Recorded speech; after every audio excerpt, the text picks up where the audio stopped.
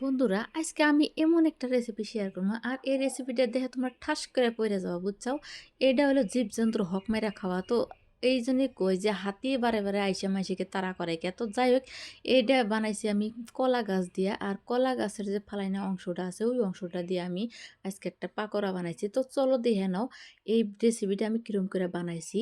তো প্রথমে লাগবে কলা গাছের যে বাকলটা আছে না, ওই বাকলটা যদি বড় বড় কলা গাছের বাকল থাকে তাহলে খুবই ভালো হয়, মানে মোটা অংশ থাকা ভালো হয়। তো আমি একটা কলার বাকলটা নিয়ে এসি, বাকল মানে ডাইগা তো নিয়ে এসি, নিয়ে এসে ওই যে বুকাটা ফালা দিলাম, মানে মাঝের অংশটা ফালা দিলাম কাইটা, তারপর সাইডে দুই সাইডে থেকে মানে কাইটা ফালা দিয়ে ভিতরে যে জালি জালিদার আছে না, এই যে প্রকৃতির যে জালিটা আছে এই যে দেখছাও জালিটা, এই অংশটা নিয়ে রাখবো। তো আমি নিয়ে নিলাম, এবার করে আমি অনেকগুলো নিয়ে নেব। যে পরিমাণে আমি পাকোড়া বানাবো ওই পরিমাণ অনুযায়ী আমি এই ডাইগাটা কাইটা নেব। তো অনেকগুলো নিচে নেওয়ার পর নিজের পছন্দ মতো আমি শেপ দিয়ে নিতেছি, মানে কাইটা নিতেছি। যদি তোমরা ছোট ছোট করে খাবার চাও তাহলে ছোট করে না পারো, কিন্তু আমি খামো বড় বড় করে, ওই জন্য বড় বড় টুকরা করে নিতেছি। আর এই কলা গাছ খাওয়ার খবর যদি হাতির কানে যায়, হাতি কিন্তু দৌড় ফেরে আসবো বুঝছাও। তো যাই হোক, সাবধানে খাইও।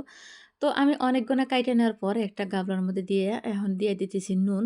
মানে নুন দিয়ে মাহাতলি কী হবো, ওই যে ভিতরে যে একটা কষ্টা ভাব আছে, কলা গাছের যে একটা কষ্টা কষ্টা অংশ আছে ওইটা বাড়ায় যাব। বেশিক্ষণ থোয়া লাগবো না, 5 থেকে 10 মিনিট সময় থুয়ে দিলেই হবো নুন দিয়ে মাহায়া। তো আমি ভালো করে একদম ফ্রেশ করে মাহায় নিতেছি, যাতে সবগুলা কলার ডাইগের মধ্যে একদম ঢুইকা যায় নুন। তো অনেকক্ষণ হয়ে গেছে গা, তারপর এই যে পানি দিয়ে ভালো করে ধুয়ে নিতেছি। একের থেকে দুইটা ধোয়া দিলে হয়ে যাবো গা। আর এটা পানি ভালো করে জড়ায় না রাখবো, যেহেতু কলা গাছ, আর কলা গাছের মধ্যে প্রচুর পরিমাণে পানি থাকে, তার মধ্যে অনেক পানি দিছি। তো আমি চিপে চিপে তুলে নিলাম। এখন একটা কড়াইয়ের মধ্যে তেল গরম হইবার দিলাম আমি। তো আমি সাদা তেল ব্যবহার করতেছি এখানে। ওইদিকে তেল গরম হইতেছে, এইদিকে আমি এই যে পাকোড়া যে বানামু কি কি মশলা ব্যবহার করবো ওইগুলাই আমি এখন দেখামু। তো যাই হোক, পরিমাণ মতো দিয়ে দিলাম নুন, যেহেতু আমি নুন দিয়ে মাখাতেছিলাম নুনের পরিমাণটা কমিয়ে দেওয়া লাগবো। তারপর দিয়ে দিলাম হলদির গুঁড়া, হলদির পরিমাণটা অল্প বেশি করে দিলেই ভালো। এখন দিয়ে দিলাম শুকনা মরিচের গুঁড়া, আমি ঝাল ঝাল করে বানাবো ওই জন্য শুকনা মরিচের গুঁড়াটা বেশি করে দিয়ে দিলাম। আর এখন দিয়ে দিলাম এটা চাইলের গুঁড়া, শুকনা চাইলের গুঁড়া ভেজা দিলেও হবো। আর যদি কর্নফ্লোর থাকে না, কর্নফ্লোর দিয়েও বানানো যাবো, বেসন দিয়েও বানানো যাবো, তো যেকোনো দিয়েই বানানো যায় এটা। তো আমি চাইলের গুঁড়া দিলাম, আমার হাতের কাছে চাইলের গুঁড়া আছে। আর সাধারণত চালের গুঁড়া যাদের মধ্যে থাকে ওই জন্য চালের গুঁড়া দিয়ে সহজ হয়, আর সহজভাবে আমি তোমার হাতে শেয়ার করতেছি। কর্নফ্লোর দিলে আরও বেশি ক্রিপসি হবো, খাতে আরও বেশি স্বাদ লাগবো। তো যাই হোক, চালের গুঁড়া দিয়ে বানা নিলাম ভালো করে মাহায়াত। এখন তেলটা হিট হয়ে গেছে, এই যে সাইডে দিতেছি এক এক এক পিস করে এক পিস করে কলার খোসাগুনা যে মাহান হইছে। তো ওইটা কিন্তু ভালো করে মাহান রাখবো, মানে কচলা কচলা মাহান রাখবো, যাতে প্রত্যেকটা অংশের মধ্যে চালের গুঁড়া ঢোকে ওইরকম করে মাহান রাখবো।